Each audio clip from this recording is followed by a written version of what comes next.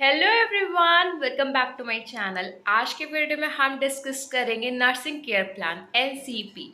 NCP से related बहुत सारे स्टूडेंट के डाउट है कि उसको कैसे बनाते हैं। सबसे पहले मैं आपको डिस्कस करूंगी फॉर्मेट के अकॉर्डिंग, फिर मैं आपको बताऊंगी नर्सिंग डायग्नोसिस, फिर उसकी एनसीपी कैसे बनाते हैं वो मैं दिखाऊंगी। साथ ही साथ खुद के असाइनमेंट फाइल को भी आपको शो कर दूंगी, जिससे आपको वो भी डाउट क्लियर हो जाए कि हाँ आपको असाइनमेंट फाइल में भी कैसे करना है। So without wasting our time let us start our video. अगर आपका डाउट क्लियर हो जाए एनसीपी से रिलेटेड तो प्लीज़ वीडियो को लाइक कर लीजिएगा, चैनल को सब्सक्राइब कर लीजिएगा। और कोई डाउट हो रिलेटेड टू नर्सिंग या फिर आपका कोई भी डाउट हो एनसीपी से रिलेटेड तो please mention in our comment box. So let us start our video. तो आज की वीडियो में हम डिस्कस करेंगे नर्सिंग केयर प्लान। अगर मैं बात करूँ, अगर आप बनाएंगे कोई भी फाइल या फिर कभी भी आपको जैसे कि प्रैक्टिकल टाइम पे बनाना होता है ना एनसीपी, तो आपको कैसे बनाना है। तो सबसे पहले आपको हिस्ट्री कलेक्शन या उसी को हम लोग कहते हैं हिस्ट्री टेकर, जिसमें आपको कलेक्ट करना होता है पेशेंट की हिस्ट्री, कब आप उससे मिले, उसका नाम क्या, उसकी एज क्या, उसका ऑक्यूपेशन क्या है, ये सब चीज़ें मैं आपको एज अ फाइल से एग्जाम्पल के थ्रू से एक्सप्लेन करती हूँ, जिससे आपको क्लियर हो जाए। हिस्ट्री कलेक्शन में आपका आता है इंट्रोडक्शन। इंट्रोडक्शन में आपकी क्लिनिकल रिक्वायरमेंट्स का ये पार्ट है और आपकी किस वार्ड में ड्यूटी लगी। जैसे कि मेरी सर्जिकल वार्ड में ड्यूटी थी, तब था तब मैंने इस फाइल को बनाया था। और पेशेंट, आपका पेशेंट क्या है आपको उसको लिखना। फीमेल है तो आपको मिस का यूज़ करना, मिसेस का यूज़ करना। अगर मेल है तो आपको मिस्टर का यूज़ करना है। इस चीज़ का आपको ध्यान देना है। साथ ही साथ वो आपको इसमें बताना है कि वो क्यों हॉस्पिटल है, मतलब कि चीफ कंप्लेंट बताना है। फिर आपने इस पेशेंट को या फिर ये फाइल को क्यों लिया, तो आपको बताने कि आपने सर्जिकल केयर नोट के लिए लिया। मैं आपको बता रही हूँ अपने फाइल से, लेकिन आप लिखोगे कि आपने इसको लिया है नर्सिंग केयर प्लान के लिए या फिर केयर नोट के लिए। केयर नोट वही होता है लेकिन थर्ड साम का, तो उसको सर्जिकल, ऑर्थो का और सबका अलग अलग बनता है, इसीलिए आपको यहाँ पे ये मिल रहा है। नेक्स्ट आपका हिस्ट्री कलेक्शन का टॉपिक है डेमोग्राफिक प्रोफाइल। इसमें आपका आता है नेम क्या है पेशेंट का, एज क्या है, सेक्स क्या है, मेल फीमेल, आईपी नंबर को हम लोग एनुअल नंबर भी कहते हैं। फिर आपका आता है वार्ड नंबर, एजुकेशन, पेशेंट की एजुकेशन बतानी, पेशेंट के ऑक्यूपेशन बताना, पेशेंट को आपका एड्रेस बताना, डेट ऑफ एडमिशन बताना है, डायग्नोसिस आप कहाँ से लिखोगे, पेशेंट के फाइल से लिखोगे। फिर आप लिखोगे नेम ऑफ सर्जरी। मैंने बनाई थी सर्जरी केयर नोट, इसलिए मैंने नेम ऑफ सर्जरी पे ज़्यादा फोकस करा है, बट नेम ऑफ सर्जरी आपको मेंशन करना होता है। फिर आपका नेक्स्ट पॉइंट है उस डेमोग्राफिक प्रोफाइल में ही types of anaesthesia, date of surgery और सोर्स ऑफ इन्फॉर्मेशन। तो सोर्स ऑफ इन्फॉर्मेशन में आप लिख सकते हैं पेशेंट इटसेल्फ या फिर पेशेंट की फाइल। तो ज़्यादातर हिस्ट्री कलेक्ट हम लोग पेशेंट से करते हैं, तो इसीलिए हम लोग डेमोग्राफिक प्रोफाइल में पेशेंट इटसेल्फ लिखते हैं। पर्सनल हिस्ट्री में क्या आता है, उसकी बॉडी बिल्ड कैसी है, थिन बॉडी है, थिक बॉडी है और ओबेस है, कॉम्प्लेक्शन कैसा, उसका कलर है, टाइप ऑफ डाइट वेजिटेरियन है, नॉन वेज है, मिक्सड है। वॉवल एंड ब्लैडर, आपको ये बताना है कि उसका वॉवल और ब्लैडर मतलब कि उसका यूरिनेशन अर्ज कितना है और उसका वॉवल या फिर कह सकते हैं आपका फीकल मैटर अर्ज कितना है, कितना टाइम पर डे आपको ये मेंशन करना है। स्लीप पैटर्न, ऑफ कोर्स ये बात है स्लीप पैटर्न डिस्टर्ब रहेगा, क्यों, क्योंकि वो हॉस्पिटल में है। आपको फिर ड्रग हिस्ट्री लिखनी होती है कि कोई ड्रग एलर्जी तो नहीं है। प्लीज़ आप राइटिंग को इग्नोर करिएगा, ये असाइनमेंट फाइल है तो असाइनमेंट फाइल एक नाइट पहले कंप्लीट करी जाती है, इसीलिए राइटिंग इतनी गंदी है, इसीलिए आप इसको स्किप करिएगा। बस ये आपको मैं एग्जाम्पल के थ्रू से समझाने की कोशिश कर रही हूँ कैसे आपको हेडिंग्स में लिखना है। वरना अगर मैं सिंपली आपसे कह दूँ कि हिस्ट्री कलेक्शन में आपको इंट्रोडक्शन लिखना है, डेमोग्राफिक प्रोफाइल लिखनी है और थर्ड पॉइंट आपका पर्सनल हिस्ट्री, तो आपको नहीं समझ में आएगा, इसीलिए मैं आपको एग्जाम्पल के थ्रू से एक्सप्लेन कर दे रही हूँ। फिर आपकी आती है ड्रग हिस्ट्री। ड्रग हिस्ट्री में आप देखोगे कोई उसको ड्रग से एलर्जी तो नहीं है। फिर आप उसकी लाइफ स्टाइल देखोगे, उसकी हैबिट्स क्या, उसकी हॉबीज़ क्या है। आप इसमें से कोई भी पॉइंट स्किप कर सकते हो, इंपॉर्टेंट जो नहीं होते उनको स्किप कर सकते हो, जैसे लाइफ स्टाइल हिस्ट्री को आप स्किप कर सकते हो एग्जाम पर्पज से। वैसे जैसे फाइल बनाएंगे तो इंपॉर्टेंट है। नेक्स्ट आपका पॉइंट है फैमिली हिस्ट्री। तो मैं बता दूं, जो ये आपका बॉक्स होता है स्क्वायर शेप में वो आपका मेल को डिफाइन करता है, जो आपका सर्कल होता है वो आपको फीमेल को डिफाइन करता है। और जैसे फीमेल पेशेंट है, फीमेल पेशेंट है तो फीमेल के लिए हम लोग सर्कल बनाएंगे, पेशेंट के लिए हम लोग लाइन करेंगे। और अगर कोई डेथ हो गया है तो हम लोग जो भी डेथ हुई जैसे फीमेल में या मेल में, तो हम लोग सर्कल करके इसको हम लोग पूरा पेंट कर देते, तो ये हमारा क्या आ जाता है डेथ में।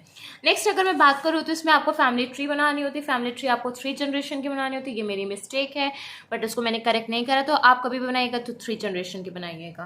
By the way family composition में आपको क्या लिखना होता है, नेम लिखना होता है फैमिली मेंबर्स का, एज और sex, relationship with patient, education, marital status, occupation और हेल्थ स्टेटस। ये आप फाइल बनाओगे तो पूरा लिखोगे, और जब आप एग्जाम में जाओगे तो आपको एग्जाम के लिए बनाओगे तो आपके लिए इंपॉर्टेंट क्या है, आपको फैमिली मेंबर्स के नेम पता होने चाहिए, एज पता होनी चाहिए, रिलेशनशिप पता होनी चाहिए और उनका मेन हेल्थ स्टेटस। तो ये 4 से 5 ऑक्यूपेशन आप बढ़ा सकते हो। ये 4 से 5 आपको टेबल फॉर्म में कंप्लीट करना, और आप देख सकते हो कि इसमें हर एक पेशेंट के जो भी फैमिली मेंबर्स होता है उसका आपको करना होता है। जब आप 3 जनरेशन का करोगे तो वही चीज़ आपका काम बढ़ जाएगा, आपको 3 जनरेशन का बनाना होगा। नेक्स्ट आपका पॉइंट है फैमिली मेडिकल हिस्ट्री। इसमें हम लोग फैमिली की मेडिकल हिस्ट्री, मतलब कि उसको कोई हेरिडिटरी डिसीज तो नहीं है, कोई कंजेनाइटल डिसीज तो नहीं, कोई कम्युनिकेबल डिसीज तो नहीं है। तो मेरे पेशेंट को ना हेरिडिटरी थी, ना कंजेनाइटल थी, ना कम्युनिकेबल थी, क्योंकि मेरे पेशेंट को लाइपोमा था। फिर क्या है, नेक्स्ट आपका है सोशो इकोनॉमिक स्टेटस। अब हम लोग उनका इकोनॉमिक स्टेटस देखेंगे। तो पहले देखेंगे उनकी फैमिली में ब्रेड विनर कौन है, कौन कमाता है, कितना वो कमा लेते, उनके हाउस ऑफ फैसिलिटीज़ को देखेंगे। फिर हम लोग देखते हैं पास्ट मेडिकल हिस्ट्री को, उनको कोई प्रीवियस हॉस्पिटल तो नहीं हुई, तो प्रीवियस कोई ऐसी कंडीशन तो नहीं डेवलप हुई थी। फिर हम देखते हैं पास्ट सर्जिकल हिस्ट्री। क्यों? क्योंकि जैसे कि अभी आज के समय पर मेरे पेशेंट को लाइपोमा हुआ तो उनको एक्ससीजनल बायोप्सी हुई थी अंडर लोकल एनेस्थीसिया, ये उनकी सर्जरी थी। ठीक है, अभी सर्जरी होगा, आगे इन फ्यूचर उनको कोई भी प्रॉब्लम होगी, तो जैसे किडनी प्रॉब्लम हो गई तो किडनी में कोई भी स्टोन्स है उसको रिमूव करने के लिए फिर से ऑपरेशन होगा, मतलब सर्जरी होगी। तो उस सर्जरी के लिए हम लोग पास्ट हिस्ट्री जरूर कलेक्ट करते हैं, क्या पता पेशेंट को हुई हो तो उस साइड को और आपको पेशेंट को उस तरीके से डील करना होता है। फिर ये आपके लिए मोस्ट इंपॉर्टेंट है, क्या है, प्रेजेंट मेडिकल हिस्ट्री। आपको ये इसमें बताना होता है सेट ऑफ सिम्टम्स क्या, ड्यूरेशन ऑफ सिम्टम्स क्या, कैरेक्टरिस्टिक्स क्या, होम रेमेडीज क्या, अप्रोच हॉस्पिटल में अप्रोच कौन करा। जैसे कि वो डायरेक्ट में होता है ना कि पेशेंट कहीं पे भी है और डायरेक्ट एम्बुलेंस लेकर आ रही है, फिर किसी और ने क्रॉस करे, जैसे पुलिस ने या फिर कोई और सोसाइटी मेंबर्स ने। और अगर उसके घर वाले लेकर आते तो हम लोग क्या कहेंगे, जैसे कि बाई हस्बैंड आया, इसमें हस्बैंड लेकर आया तो बाई हस्बैंड है, by brother, by son, by daughter, मतलब इस टाइप से रहता है। फिर डेट ऑफ एडमिशन है, फिर प्रोविजनल डायग्नोसिस है। मेरे पेशेंट की डायग्नोसिस क्या, लाइपोमा था उनको। मेडिकेशन, जो भी मेडिकेशन चलती है तो आपको पता है मेडिकेशन बेसिक से चलती है, अमेकासिन चलती है एंटीबायोटिक, डाइक्लोफेनेक चलती है आपकी, सेफ्टिजोन चलती है आपकी, ट्रामाडोल चलती है, और पेन किलर में ट्रामाडोल भी आती है, साथ ही साथ आपकी रैंटेक चलती है। तो ये आपके मेन है। आपको मेडिकेशन तो आपको ये 4-5 से तो पता ही होने चाहिए। प्लान ऑफ केयर, आप क्या कर सकते हो, एक्सरसाइज करा सकते हो, थेरापेटिक सपोर्ट दे सकते हो, उनको कंफर्ट डिवाइसेस प्रोवाइड कर सकते हो, उनको पोजीशन प्रोवाइड कर सकते हो जिसकी उनकी केयर हो सके। साथ ही साथ आप उनको एजुकेशन प्रोवाइड कर सकते हो। फिर क्या, प्रेजेंटिंग कंप्लेन, जो उनको अभी के लिए कंप्लेन है, अभी हम लोग क्या कह रहे थे, चीफ कंप्लेन, अभी क्या है जो प्रेजेंट टाइम पे कंप्लेन है वो लिखेंगे। नेक्स्ट आप लिखेंगे क्या, प्रेजेंट सर्जिकल हिस्ट्री। इसमें आपका आएगा सर्जरी नेम क्या है, एक्सीजन बायोप्सी अंडर LA, ये साइन आपका आता है अंडर, और ये LA मतलब है लोकल एनेस्थीसिया। जब आप पेशेंट की फाइल देखोगे तब आपको डायग्नोसिस पढ़ने में आएगा। डायग्नोसिस में ज़्यादातर यूज़ करा जाता है टर्मिनोलॉजी को, जब आप यूज़ करोगे तब क्लियर होगा। अभी मैं आपको तुरंत एक क्लियर करती हूँ। कभी भी आप देखोगे वार्ड में तो आपको इस तरीके से मिलेगा, तो इसको आप क्या पढ़ोगे, फीवर सेप्टिसीमिया, ये पढ़ने में आ रहा है, लेकिन इसको क्या पढ़ोगे, इसको हम लोग विद पढ़ते हैं। तो इस चीज़ का आपको ध्यान देना है कि कैसे डायग्नोसिस रहता है। तो प्रेजेंट सर्जरी में लिखोगे कि सर्जरी का नाम क्या है, सर्जरी किस दिन हुई, एनेस्थीसिया कौन सा यूज़ करा, कैथेटर कौन सा था, तो फोलिस कैथेटर था। अब आपका हिस्ट्री कलेक्शन कंप्लीट हुआ है। मेरा कहने का मतलब है नर्सिंग केयर प्लान में जो आपका फर्स्ट पॉइंट था हिस्ट्री कलेक्शन, अब वो आपका कंप्लीट हुआ है। अब आपका नेक्स्ट पॉइंट है फिजिकल असेसमेंट। फिजिकल असेसमेंट में आपका आता है हेड टू टो। सबसे पहले आप लिखेंगे फिजिकल असेसमेंट में anthropometric assessment. Anthropometric assessment nutrition में पढ़ा है, क्या क्या आता है, हाइट, वेट, BMI का फॉर्मूला आपको पता है, वेट अपॉन में height into height, unit kg/m²। Impression लिखना होता है, इंप्रेशन में कि अंडर वेट है, ओवर वेट है, थिन है, ओबेस है, इस तरीके से। फिर आपको वाइटल साइंस लिखने होते हैं। वाइटल साइंस में आपके क्या आते हैं, टेम्परेचर आता है, पल्स आता है, रेस्पिरेशन आता है, ब्लड प्रेशर आता है, पेन आता है। साथ ही साथ चाहे तो आप पेन स्केल स्कोर जो 0 to 10 होती है वो भी आप बना सकते हैं। नेक्स्ट अब आपका एग्जामिनेशन स्टार्ट होगा जिसको हम कहते हैं जनरल एग्जामिनेशन, जिसमें आप हेल्थ स्टेटस देखोगे, नरिशमेंट देखोगे और ग्रूमिंग देखोगे और एक्टिविटी देखोगे पेशेंट की। नेक्स्ट आपका क्या है, मेंटल स्टेटस में conscious level, facial expression, eye to eye contact देखेंगे। पोस्चर में क्या देखेंगे, बॉडी कर्व कैसा है, मूवमेंट कैसा है। फिर हम स्टार्ट करेंगे स्किन कंडीशन में सबसे पहले हम क्या करते हैं, इंस्पेक्शन करते हैं। आपको मेथड तो पता ही होगा, इंस्पेक्शन, पाल्पेशन, तो हम लोग स्किन में करेंगे। फिर आपका आएगा हेड एंड फेस, फिर आपका आएगा आईज, फिर आपका आएगा ईयर्स। आपको पता है ना physical examination head to toe होता है, तो इसी तरीके से होता है। फिर आपका आएगा नोज, माउथ, नेक। नेक्स्ट अब आपका स्टार्ट होगा chest and axilla. Chest axilla में हम लोग मेथड यूज करते हैं क्या, 4 मेथड होते हैं। पहला इंस्पेक्शन, दूसरा पाल्पेशन, तीसरा परकशन, चौथा ऑस्कल्टेशन। तो इस तरीके से आपको क्या करना है चेस्ट और एक्जिला में। फिर फीमेल पेशेंट है तो उसमें ब्रेस्ट प्रेजेंट होगा, तो आपको ब्रेस्ट के बारे में लिखना है, क्या साइज, क्या शेप, क्या सिमेट्री, क्या कलर और क्या स्किन लीसेंस है, क्या निपल्स हैं। फिर आप स्टार्ट करेंगे एब्डोमेन का एग्जामिन करना। एब्डोमेन में भी आप इसी तरीके से करेंगे मेथड्स, लेकिन एब्डोमेन में मेथड्स में क्या चेंज आता है, इंस्पेक्शन के बाद में आपका पाल्पेशन ही आता है, इंस्पेक्शन के बाद में आपका आता है ऑस्कल्टेशन, ऑस्कल्टेशन के बाद में आपका आएगा परकशन, परकशन के बाद में आएगा आपका पाल्पिटेशन, फिर आपके आएंगे जेनिटेलिया एंड रेक्टम। फीमेल है तो आप वेजाइनल डिस्चार्ज, कैथराइजेशन और फिर ओडर लिखेंगे। फिर आपका लास्ट टॉपिक रहेगा, सेकंड टॉपिक रहेगा बैक एंड स्पाइन, जिसमें आप बैक लिखोगे कि मूवमेंट कैसा है, सिमेट्री कैसी है। फिर आप लिखोगे एक्सट्रीमिटीज, एक्सट्रीमिटीज आपका फिजिकल एग्जामिनेशन का लास्ट टॉपिक है। एक्सट्रीमिटीज में आप मूवमेंट लिखोगे, वीआईपी स्कोर लिखोगे। तो अगर मैं बात करूँ नर्सिंग के प्लान की, तो हिस्ट्री कलेक्शन, फिजिकल एग्जामिनेशन हो गया। थर्ड आपका क्या है, इन्वेस्टिगेशन। अब ये इन्वेस्टिगेशन क्या होता है, इन्वेस्टिगेशन में आपको इस तरीके से चार्ट प्रिपेयर करना होता है, जिसमें आप लिखोगे serial number, name of investigation, क्या क्या इन्वेस्टिगेशन आपने पेशेंट पे कराए, या आपको फाइल से कलेक्ट करना होता है, पेशेंट की क्या वैल्यू आई है उसमें लिखा होता है, आपको बस लिखना होता है। नॉर्मल वैल्यू क्या है, फिर आपको डिटेक्ट करना है कि नॉर्मल वैल्यू से पेशेंट की वैल्यू कम है, नॉर्मल है, ज्यादा है, जैसा है, लेस देन है, मोर देन है, या फिर नॉर्मल, तो वो आपको रिमार्क में लिखना होता है। तो ये आपका टॉपिक क्या है, इन्वेस्टिगेशन। नेक्स्ट आपका आता है मेडिकेशन। मेडिकेशन में आप क्या लिखोगे, सीरियल नंबर लिखोगे, नेम ऑफ मेडिकेशन जो लिखोगे जो आपके पेशेंट को चल रही है, साथ ही साथ डोज लिखोगे, रूट लिखोगे और क्लासिफिकेशन लिखोगे, जैसे सेफ्ट्रेजोन क्या है, एंटीबायोटिक है, अमीकासिन क्या है, एंटीबायोटिक है, रेंटेक क्या है, एंटासिड आपका है, डाइक्लोफेनेक क्या है, एनाल्जेसिक है, ट्रामाडोल क्या है, एनाल्जेसिक है। फिर साइड इफेक्ट्स लिखोगे और नर्सिंग रिस्पॉन्सिबिलिटी। तो ये बेसिक सा है, जब आप 3 से 4 बना लोगे तो आपको खुद ब खुद याद हो जाएगा, और या फिर आप कह दो कि आपके पास लिखा रखा होगा तो आपको कोई प्रॉब्लम नहीं होगी। फिर आपका मेन आता है नर्सिंग डायग्नोसिस। भाई नर्सिंग डायग्नोसिस में सबसे ज्यादा प्रॉब्लम रहती है, तो अब हम स्टार्ट करते हैं नर्सिंग डायग्नोसिस से। अभी सीरीज में हम लोगों ने मेडिकेशन तक कंप्लीट कर लिया है। नर्सिंग डायग्नोसिस और एनसीपी को हम लोग अच्छे से देखेंगे। नर्सिंग डायग्नोसिस आपको 4 से 5 बनानी होती है और एनसीपी आपको 3 बनानी है। अभी आप सेकंड सेमेस्टर में, अभी आपको 3 बनानी है, जब आप थर्ड सेमेस्टर में आ जाओगे तब आपको 6 एनसीपी बनानी होगी। 6 एनसीपी का मतलब है तो आपको 3 पोस्ट की बनानी होगी, 3 प्री ऑपरेटिव बनानी होगी सर्जिकल एरिया में। अब हम बात करते हैं नर्सिंग डायग्नोसिस की। अगर मैं बात करूँ इसमें सिंपल से मैंने 3 डायग्नोसिस लिखा है। अगर कभी भी आपको कुछ भी ना आए तो आप इन 3 डायग्नोसिस से अपने एनसीपी को बना सकते हैं। पहला क्या है, acute pain related to disease condition as evidenced by pain scale. आप इसमें पेन स्केल स्कोर भी मेंशन कर सकते हैं।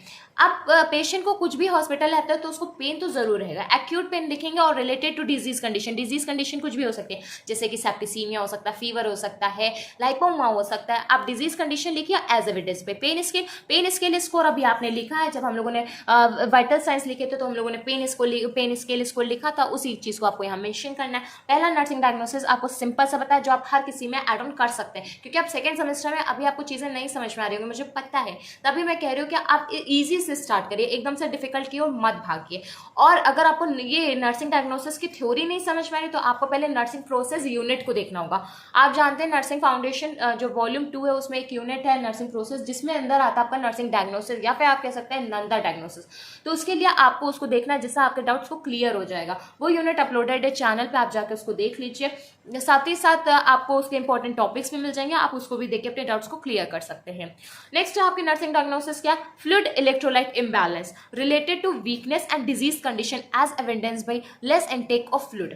अब ये पॉइंट कैसे है, अब फ्लूइड इलेक्ट्रोलाइट इम्बैलेंस कैसे होगा। अब जैसे पेशेंट है, पेशेंट को पेन हो रहा है, पेशेंट हॉस्पिटल पेन हो रहा है, ऑफकोर्स ये बात है उसकी डाइट कहीं ना कहीं कम हो गई होगी, डाइट कम हो गई तो हॉस्पिटल एरिया में आया, उसका फ्लूइड इम्बैलेंस हो गया। फ्लूइड इलेक्ट्रोलाइट क्या आता है, आपको पता है इलेक्ट्रोलाइट क्या होता है, वही sodium, potassium, calcium, magnesium, bicarbonate.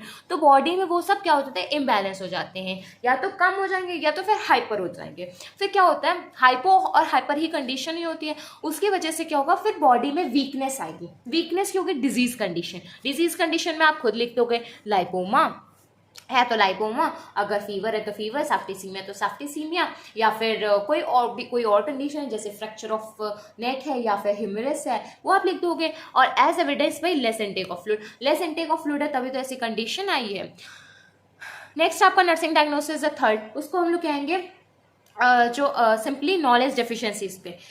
Knowledge deficiency related to disease condition as evidence by patient condition. आप यहाँ तक पेशेंट कंडीशन तक भी जा सकते हैं, या फिर आप लिख सकते हैं और आस्क मैनी क्वेश्चन आस्क करने पे आपको क्लियर हुआ कि पेशेंट को क्या है, नॉलेज डेफिशिएंसी है। तो ये 3 नर्सिंग डायग्नोसिस बेसिक से हैं, आप इसको प्रिपेयर कर लीजिएगा, जिससे आपका क्या क्लियर हो जाएगा, आपका क्लियर हो जाएगा कोई भी डिजीज कंडीशन जो आपको हॉस्पिटल एरिया में मिलेगी। और जो हम डिस्कस कर रहे थे फाइल के अकॉर्डिंग, तो मैं आपको इसके अकॉर्डिंग बता देती हूँ। इसमें मैंने नर्सिंग डायग्नोसिस, ये मेरी 3rd सेम की है, सो प्लीज डोंट जज इट, ये 3rd सेम की है, तो इसमें नर्सिंग डायग्नोसिस मैंने 3 बनाई है।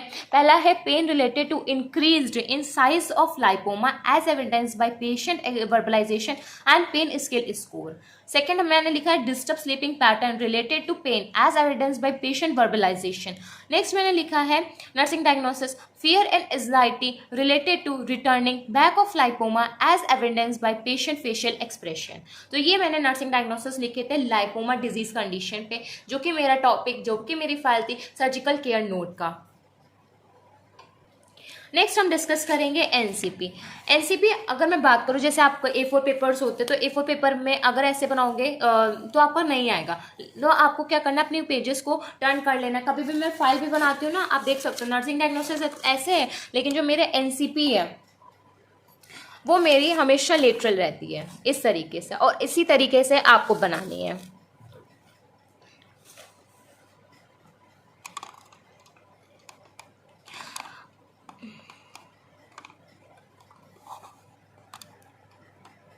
अब मैं बात करती हूँ नर्सिंग डायग्नोसिस की। तो इसमें टोटल आपको टेबल बनानी है। सबसे पहले टेबल रहेगी आपके असेसमेंट की, फिर आपकी रहेगी डायग्नोसिस की, फिर रहेगी गोल की, फिर प्लानिंग की, इंप्लीमेंटेशन की, रेशनल की, इवैल्यूएशन की। असेसमेंट का मतलब होता है हम लोग असेस करते हैं कंडीशन को। 2 तरीके से इसमें डेटा लिखते हैं, एक लिखते हैं सब्जेक्टिव डेटा, एक लिखते हैं ऑब्जेक्टिव डेटा। सब्जेक्टिव डेटा जो हमें पेशेंट बताएगा, पेशेंट क्या बताता है, जैसे कि इसमें लिखा my patient shares that he और शी फील पेन। कहाँ पे भी पेन हो रहा है उसको आपको साइट लिखनी होती है, जैसे कि एब्डोमेन में हो रहा है तो एब्डोमेन में, ब्रेस्ट में हो रहा है तो ब्रेस्ट में, लाइपोमा साइट है तो वहां पे आपको लिखना है। ऑब्जेक्टिव में हम लोग ऑब्जर्व करेंगे पेशेंट की कंडीशन को कि उनका पेन स्केल स्कोर कितना है। डायग्नोसिस जो आप लिखोगे, डायग्नोसिस अभी हमने लिखी थी ना, जो डायग्नोसिस हम लोगों ने लिखी थी पहले वाली acute pain related to disease condition, वही डायग्नोसिस सेम आपको क्या लिख देनी है डायग्नोसिस में। गोल क्या है, जो पेन हो रहा है पेशेंट को आपको उसी को तो रिड्यूस करना है। तो आप डायरेक्ट लिख सकते हो टू रिड्यूस एक्यूट पेन, या फिर आप लिख सकते हो to relieve pain in few hours. Planning, आप ऐसे क्या चीजें कर सकते हो जो पेशेंट को पेन हो रहा है आप उसको क्या करो, रिड्यूस कर सको, आप वो प्लान करोगे। प्लान करने के पेशेंट पे इंप्लीमेंट करोगे। इसमें हम लोग एसेस करते हैं, चेक करते हैं, प्रोवाइड करते हैं, प्रोवाइड करते हैं। ये चीज आपको ध्यान रखनी है। इंप्लीमेंट में क्या आएगा, एसेस्ड, ईडी ऐड होगा, एसेस्ड, चेक्ड, देखिए एसेस्ड, चेक्ड, प्रोवाइडेड। और रेशनल में आपको साइंटिफिक रीजन देना, आपने ऐसा क्यों दिया, मतलब क्यों प्रोवाइड करा। तो अब हम बात करते हैं पहले पॉइंट की, assess the condition of patient. सबसे पहले हम पेशेंट की कंडीशन को एसेस करेंगे। उसमें आप लिखोगे assist the condition of patient. Assist क्यों करा, क्योंकि आपको पेन रिलेटेड इंफॉर्मेशन मिल सके। फिर आप चेक करोगे वाइटल साइन पेशेंट में, आपने वाइटल साइन चेक कर लिए इम्प्लीमेंटेशन में तो आपका हो गया। आपने वाइटल साइन क्यों चेक करे, क्योंकि आपको पेशेंट का बेसलाइन डेटा मिल सके। फिर आप पेशेंट को प्रोवाइड करोगे कंफर्टेबल पोजीशन, जो भी पोजीशन प्रोवाइड करोगे वो मेंशन करोगे, supine position, prone position, left lateral position, Sims position, Trendelenburg position, बहुत सारी पोजीशन, जो पोजीशन प्रोवाइड करोगे वो लिखोगे। और आपने वो पोजीशन प्रोवाइड कर दी तो लिखोगे प्रोवाइडेड कंफर्टेबल पोजीशन। आपने वो कंफर्टेबल पोजीशन पेशेंट को क्यों प्रोवाइड करी, क्योंकि वो प्रोवाइड करी पेशेंट को क्या, कंफर्ट, और क्या रिड्यूस कर रही है, डिस्कम्फर्ट। और प्रोवाइड करोगे कंफर्टेबल डिवाइस, कंफर्टेबल डिवाइस में क्या प्रोवाइड करो उसको मेंशन करोगे। प्रोवाइड, फिर आप लिखोगे इंप्लीमेंटेशन में प्रोवाइडेड, क्या प्रोवाइडेड, कंफर्टेबल डिवाइस। आपने क्यों डिवाइस को प्रोवाइड करा, जिससे वो जो साइट है पेन की, वो पेन जहाँ पे भी साइट है, जहाँ पे भी प्रॉब्लम है तो वहाँ पे पेन हो रहा है, उस पेन को रिड्यूस करने के लिए हम लोगों ने कंफर्टेबल डिवाइस का यूज करा। फिर तब भी नहीं पेशेंट का सही हो रहा तो आप मेडिकेशन दोगे। मेडिकेशन किसकी प्रिस्क्राइब रहती है, फिजिशियन के द्वारा। तो फिजिशियन के द्वारा जो मेडिकेशन प्रिस्क्राइब्ड है वो आप प्रोवाइड करोगे। और फिर आप इंप्लीमेंटेशन में क्या लिखोगे, प्रोवाइडेड के बाद में ये क्या इंप्रूव करता है, पेशेंट को हेल्थ को क्यों, रिड्यूस करके पेन को। जब पेन को रिड्यूस कर देगा तो पेशेंट की हेल्थ ऑटोमेटिक इंप्रूव हो जाएगी। फिर आपको लिखना होता है इवैल्यूएशन। इवैल्यूएशन का मतलब होता है आपका रिजल्ट, मतलब कि आपका कितना अच्छे से जो आपने प्लानिंग करी है वो कैसे आई है। इवोल्यूशन के goal is achieve patient feel well, हमारा गोल जो था वो हमने अचीव कर लिया है, हमारा काम था मेन पेन को रिलीव करना, वो हमने कर लिया, पेशेंट फील बेटर। या फिर आप लिख सकते हैं pain scale score is reduce, pain scale score जब ऑब्जर्व कर रहे थे तो कितना आ रहा था 8 और 9, मतलब 8 और 9 आ रहे थे, इतना ज़्यादा आ रहा था, सीवियर में आ रहा था पेन।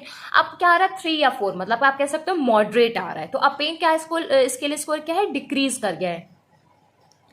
तो ये आपके हैं नर्सिंग डायग्नोसिस के एनसीपी। इस तरीके से आपको एनसीपी बनाने हैं, 3 एनसीपी बनाने होते हैं और आपको पैटर्न पता होना चाहिए कि स्ट्रेट फॉर्मेट में रहेगी 3 एनसीपी।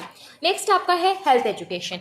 हेल्थ एजुकेशन में आपको इसी में आपका आता है फाइल में, आप देख सकते हैं, क्योंकि हर एक चीज़ आपको डाउट क्लियर करना इसलिए ज़रूरी है, क्योंकि जब फाइल बनाते हैं तो बहुत डाउट आते हैं। तो अभी हम लोगों ने नर्सिंग डायग्नोसिस भी क्लियर कर लिया, अब हम डिस्कस करेंगे इन 3 को फिर से फाइल से। क्या, health education. Health education patient को एजुकेट करेंगे हेल्थ के लिए, प्रोग्रेस नोट लिखेंगे 3 दिन का, फिर लिखेंगे कंक्लूजन।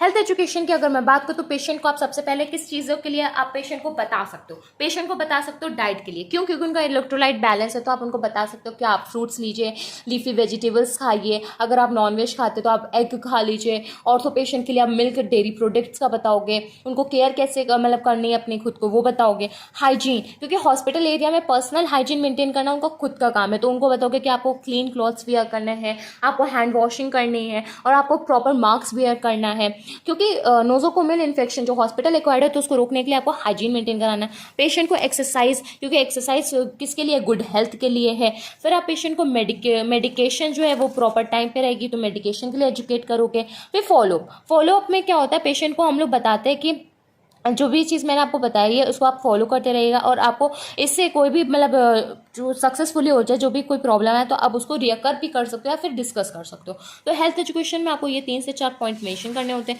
फिर आपका आता है प्रोग्रेस नोट। इसमें क्या होता है, आप प्रोग्रेस लिखते हो पेशेंट की, मतलब कि इसमें चार्ट बनाना होता है डे का, प्रोग्रेस का। तो वैसे तो आपको 3 दिन का बनाना होगा, लेकिन हमने 5 दिन का बनाया था, तो हम आपको 3 दिन का बता देते हैं। सबसे पहले है डे 1, जिसमें वाइटल्स क्या थे, स्टेबल थे, स्लाइटली नॉलेज डेफिशिएंट था, और फियर एंजाइटी क्या था, रिड्यूस था। डे 2 पे क्या था, स्लाइटली स्टेबल आपके वाइटल्स थे, और जो नॉलेज डेफिशिएंट थी वो नॉलेज आपकी क्या हो गई, इंप्रूव लेवल पे हो गई, और एंजाइटी से और आपको क्या मिल रहा है, रिलीफ मिल रहा है। थर्ड डे पे क्या आपको मिलेगा, जो वाइटल्स है वो आपके स्टेबल है, मेंटेन है, और जो पेशेंट है वो स्लाइटली पेन साइड कर रहा है। तो एंजाइटी जो आपकी थी उस पर आपने हेल्थ एजुकेशन दे दिया पेशेंट को, जिससे उसकी एंजाइटी कम हो गई। फिर प्रोग्रेस नोट में आप ऐसा लिखोगे। फिर एट लास्ट आपका आता है कंक्लूजन। कंक्लूजन क्या होता है, ये हम लोग कंक्लूड करते हैं कि मेरी, सबसे पहले तो हम बताएंगे ना कि मेरी ड्यूटी कहाँ किस वार्ड में थी, हम कौन है, हम कौन से ईयर के हैं, हमने कौन सा पेशेंट लिया, पेशेंट की चीफ कंप्लेंट क्या थी, पेशेंट का इन्वेस्टिगेशन क्या था, पेशेंट का डायग्नोस क्या था, फिर हमने क्या बनाया, हमने केस और केस सर्जरी पे बनाया है, फिर हमने उनको क्या क्या दिया, हमने थेरापेटिक सपोर्ट दिया है, हेल्थ स्टेटस उनकी जो थी वो इंप्रूव हो गई है प्रीवियसली। तो ये आपका आता है कंक्लूजन। नर्सिंग केयर प्लान में आपके टोटल 8 पॉइंट्स इंपॉर्टेंट है। नर्सिंग केयर प्लान आपके लिए मोस्ट इंपॉर्टेंट क्वेश्चन है, आपके प्रैक्टिकल से रिलेटेड, फाइल पर्पज से रिलेटेड आपके 8 टॉपिक्स हैं। हमने इसको डिटेल में डिस्कस करा। नर्सिंग केयर प्लान से रिलेटेड आपका कोई भी डाउट हो तो प्लीज़ कमेंट बॉक्स में मेंशन कर दीजिए। अगर ये वीडियो आपको अच्छी लगे तो प्लीज़ वीडियो को लाइक कर लीजिए, चैनल को सब्सक्राइब कर लीजिए। Thank you.